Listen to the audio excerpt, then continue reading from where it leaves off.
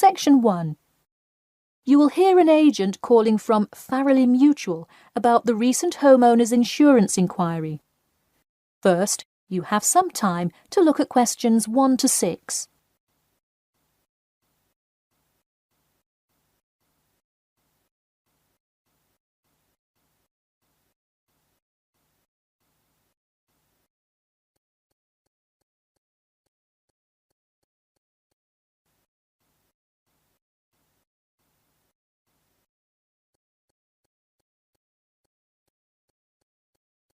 You will see that there is an example which has been done for you.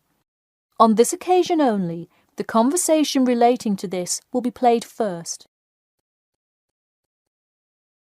Hello. Yes, I'd like to speak with Janet Evans, please. Speaking. Hi, Miss Evans. This is Jim Rodriguez, calling from Farrelly Mutual about your recent homeowner's insurance inquiry. The man says that he'd like to speak with Janet Evans. So, Janet Evans has been written in the space. Now we shall begin. You should answer the questions as you listen, because you will not hear the recording a second time. Listen carefully and answer questions 1 to 6. Hello. Yes, I'd like to speak with Janet Evans, please. Speaking. Hi, Miss Evans. This is Jim Rodriguez, calling from Farrelly Mutual about your recent homeowner's insurance inquiry. Yes, hi. Thanks for returning my call. My pleasure. I understand you are potentially interested in insurance for a bungalow located a bit out of town. Could you give me the address? Sure, it's 49 Greenway Court. Greenway is one word. Thank you. All right, and would you prefer to be contacted via email or phone? Either one is fine. Maybe try emailing me first, and as an alternative, I can give you my phone number. Great, and what is your email address? pk2@cat.com. Did you say cat as in the animal? Yes, it is the acronym for the construction company I work for. I'm sure you've seen them around. Yes, I have, and could you give me your primary phone number and the best time to reach you? Sure. The number is 020-4251-9443. I am generally unable to answer my phone at work, but any time after 5:30 p.m. is fine. I will make a note of that here. Now, I'm going to ask you a little bit about property itself, so we can make an accurate estimate of the cost of insuring your home. Could you tell me the size of your house? Well, I don't have the exact measurements, but I'm pretty sure it's right around 80 square meters. Should I measure it and call you back later? No, that's completely all right. I'll write 80 square meters for now to get the estimate, and then an agent will come get the exact measurements later on if you decide to purchase our insurance. Okay, great. And what material is your house made of? For example, wood, brick, stucco? It's mainly brick. Great. That will give you a lower rate than most of the materials, since it is so strong. Wonderful. And do you have any sort of home security, Miss Evans? We don't have a fence or anything yet, but we have an alarm system that we use regularly. Good. Before you hear the rest of the conversation, you have some time to look at questions 7 to 10.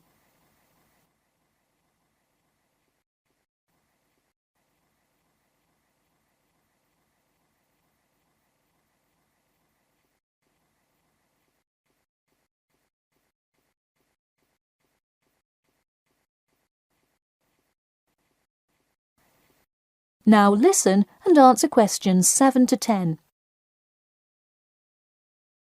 Now I'll go through a number of things we offer coverage for, and I'd like you to tell me which items you want your policy to cover. Okay. We'll start with the building itself first.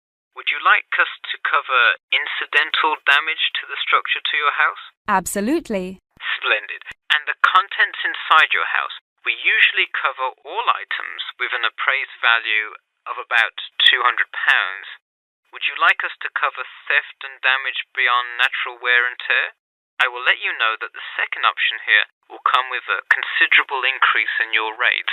I think I'd just like the contents of the house to be covered against theft then. All right, and would you like any other insurance? Fire, flood, etc.? Yes, I definitely want flood coverage. It rains a lot here and the drainage system in the area is not the greatest. Okay, I am calculating your quotation now. It will just take a second. It looks like your annual insurance rate will be £148.30. Thanks, that seems somewhat reasonable. I would like to take some time to think about it. How long does it take to begin receiving coverage after signing up? It depends on the time of year. It can take anywhere from 2 to 6 weeks. I would say if you sign up by July the 1st, you could start your coverage by August the 1st. I see. Okay, thanks for your help. Should I call you back at this number when I have made my decision? Yes, please.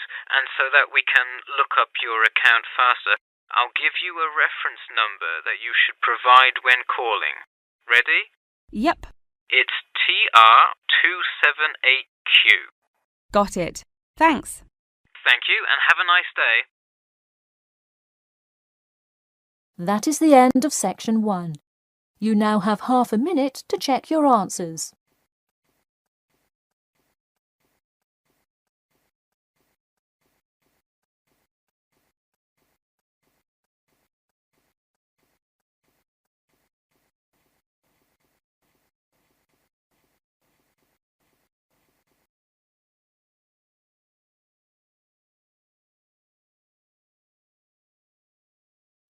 Now turn to section 2 on page 4 of your listening test booklet.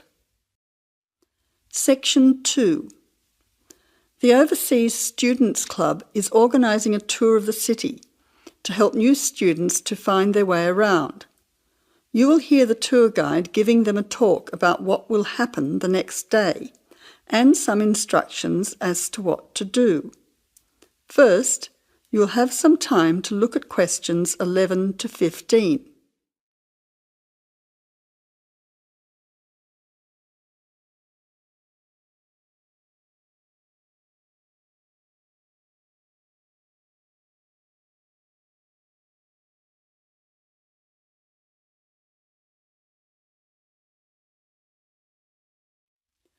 Now listen carefully to the first part of the talk and answer questions 11 to 15.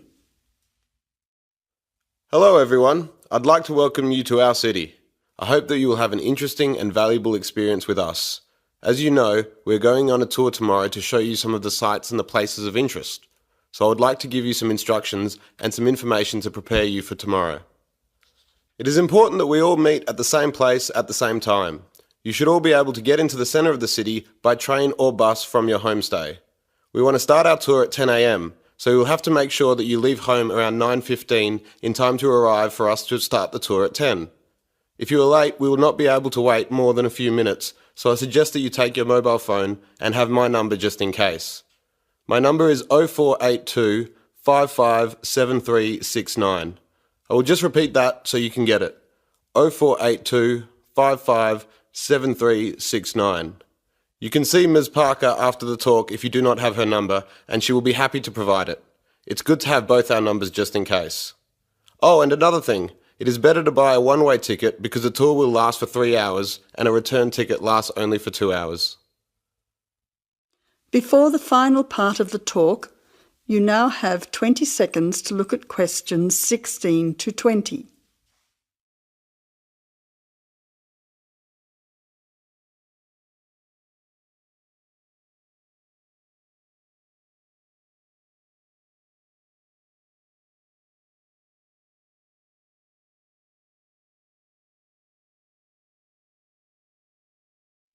Now answer questions 16 to 20. Now, we are meeting at the town hall. You should be able to make your way there from the bus or train stations, which are both in Flinders Street. It is only a short walk from both stations. If you're coming into the city by train, the town hall is straight ahead of you when you exit the station. Just walk up Collins Street and you will see it on the left after the traffic lights. If you come in by bus, you will need to turn right at the exit, then take the first street left, which is Collins Street. You will see the town hall on your maps. So if you have your maps with you, it's a good idea to mark the route now. Now, there will probably be quite a few people around in the city when you arrive. so it is important that we can find each other. Please don't go inside the building. We should all meet outside on the steps of the town hall to make sure we don't miss anyone. From there, we will be visiting a few places of interest. We will make our way to the library, which is in the same street. It will take us about 10 minutes on foot. It is a good library for students, so we'll be giving you about 20 minutes to have a look around at the facilities.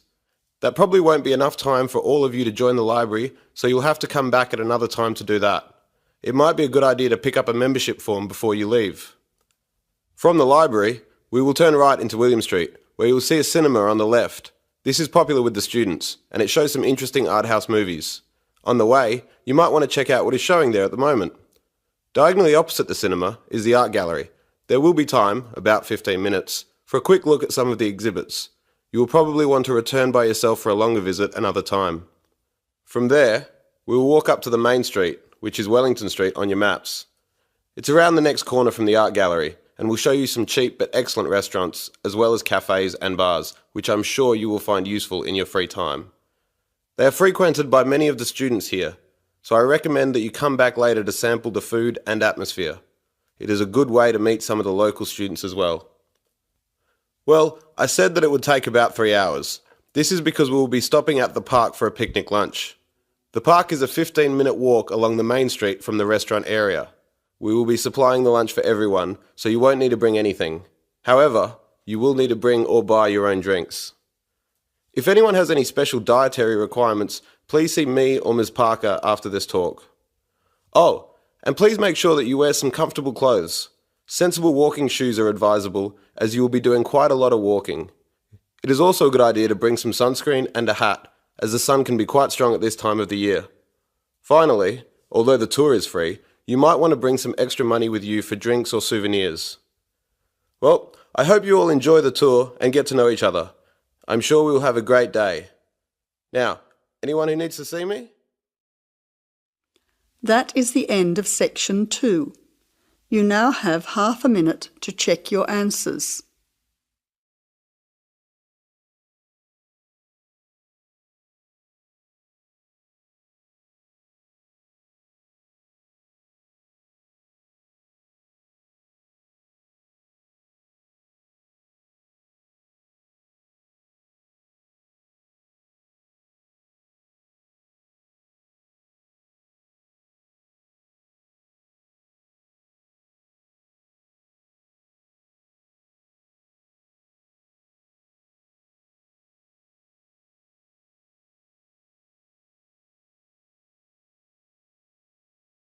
Test 2. Listening. Section 3. You will hear somebody talking to a group of students about a university language centre. Listen carefully and answer questions 21 to 24. Hi, I'm Katie Shaw and I work at the University Language Centre. Your tutor tells me you might be interested in using the centre, so I'm here at the college to explain a bit about it and, of course, to answer your questions. Where exactly is the centre? Is it near the college? It's actually on King's Road, just round the corner from here, in fact. Oh, I know it, yes. I wondered what that building was. Yes. What's there? Well, the library has about 4,000 books, pamphlets and transcripts to go with some of the 12,500 items on audio or video cassettes. These are at a wide range of levels of difficulty, covering language learning material in over 100 languages. There are also reference books without tapes, including dictionaries, grammar workbooks, vocabulary workbooks and model letters, as well as texts on academic writing and effective study habits, etc. Audio cassette workrooms are on the first floor, by the way. Do they get any foreign language press there too? Yes. The library subscribes to a number of European daily and weekly newspapers, including Le Monde from France, L'Espresso from Italy, and the weekly international edition of the Spanish paper El País. What about learning with computers? Can you do that there? CALL, or Computer-Aided Language Learning, is available on the first floor. How many PCs are there? Counting both Macintosh and PC platforms, there are 9 at present. There are materials in over 15 different languages, and new material and language categories are being added as library funds permit. The programs cover verb drills, grammar exercises, activities to accompany multimedia textbooks, pronunciation, translation, and some multimedia applications. The same hardware permits access to the internet with its many language learning and discussion sites. What about TV? That's a good way of learning a language too. Yes, definitely, we agree. So on the second floor of the centre, there are televisions to view live satellite television broadcasts in 7 languages. Oh, which ones are they? Currently, we've got Arabic, French, German, Italian, Portuguese, Spanish and Russian. Turkish broadcasting can be viewed live on request. The centre records the news in French, German, Arabic, Italian, Japanese, Spanish and Russian. And English too.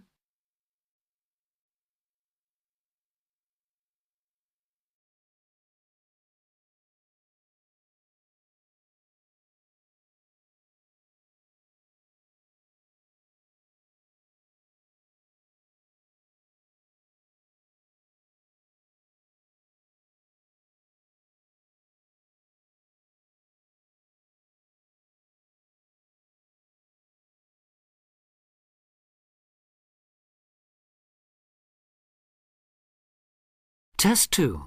Listening. Section 3. Now listen and answer questions 25 to 30. Sounds great. How do we sign up? To avoid paying a fee, you need to go to the centre with a valid university ID card or a letter from your college or departmental administrator on headed paper indicating your status, length of stay and language requirements. Are there any forms to fill in? I'm afraid so.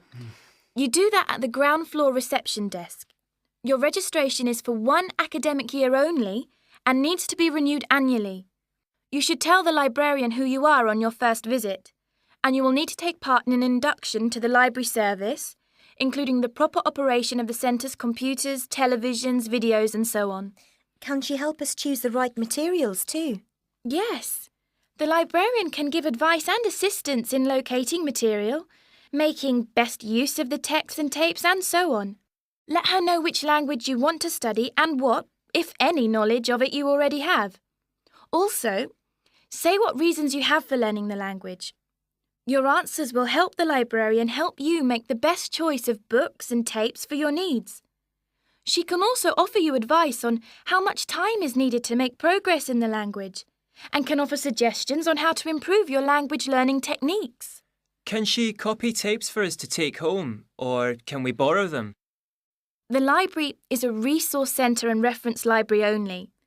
You can do as much self-study listening and reading work there as you want, but it's not possible to take home materials, that's to say, books or cassettes. And copyright law doesn't permit the library or its staff to make copies of cassettes for use by students outside the centre. All material must be used on the premises, I'm afraid. This ensures the materials are always available for students working on their own and not out on loan for long periods, which could harm users' progress. So, if we can't take books home, is it okay to photocopy them? The library staff will handle any photocopying, though international copyright law prohibits users from copying more than 5% of any one title in the academic year. You place a photocopy order with the librarian or an assistant, and orders will be processed between 1 and 2 o'clock or after 5:30. How much does it cost? 10 pence per page.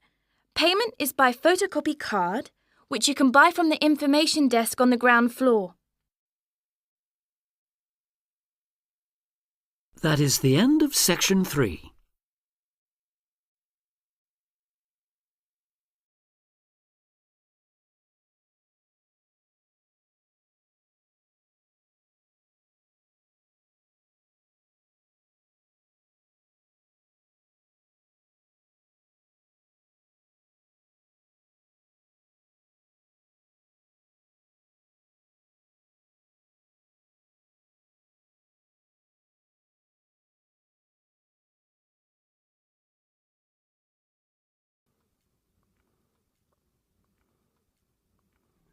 Now turn to Section 4. Section 4. You will hear part of a talk about what happened at the Fukushima power plant after the March 2011 earthquake. First, you have some time to look at questions 31 to 36.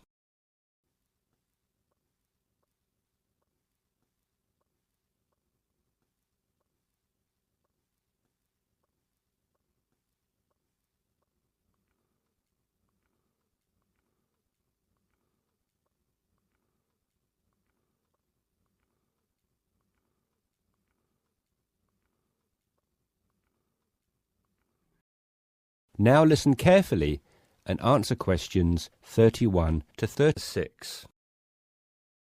To really understand what went on at Fukushima after the tragedy, which was the March the 11th tsunami, I'm going to have to give you a brief introduction to nuclear power and an insight into how a nuclear power plant like Fukushima functions.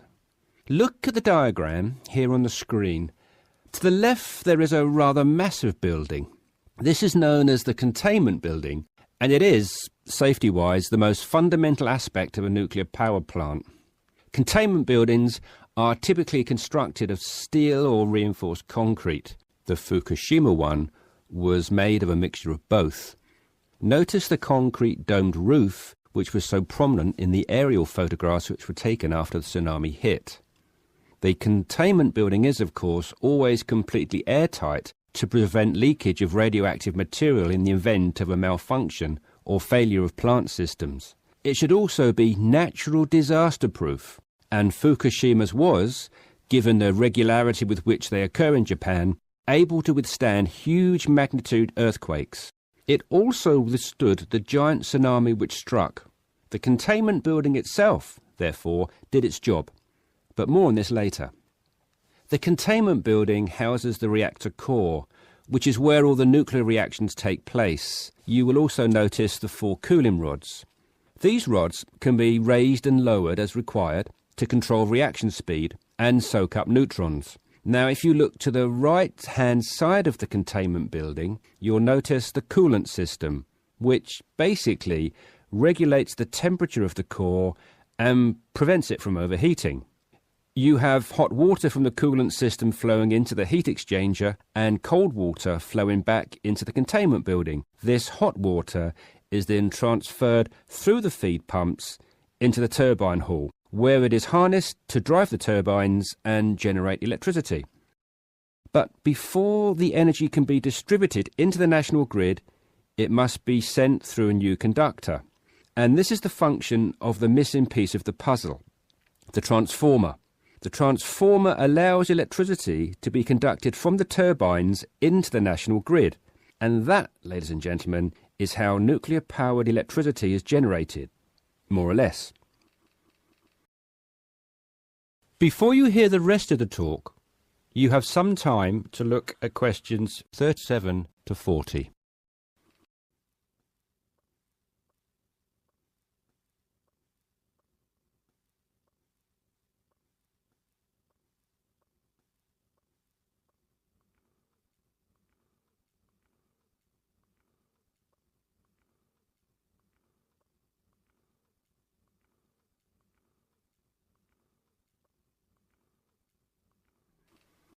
Now listen carefully and answer questions 37 to 40. So, what went wrong at Fukushima? Well, let's begin at the beginning. When the earthquake struck, the reactors automatically shut down. Of course, there were 6 reactors at Fukushima, so think of it as 6 plants like the one in the diagram running independently of one another.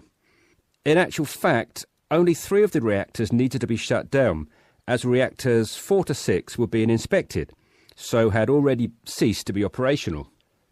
When the reactors shut down, no more electricity was being produced.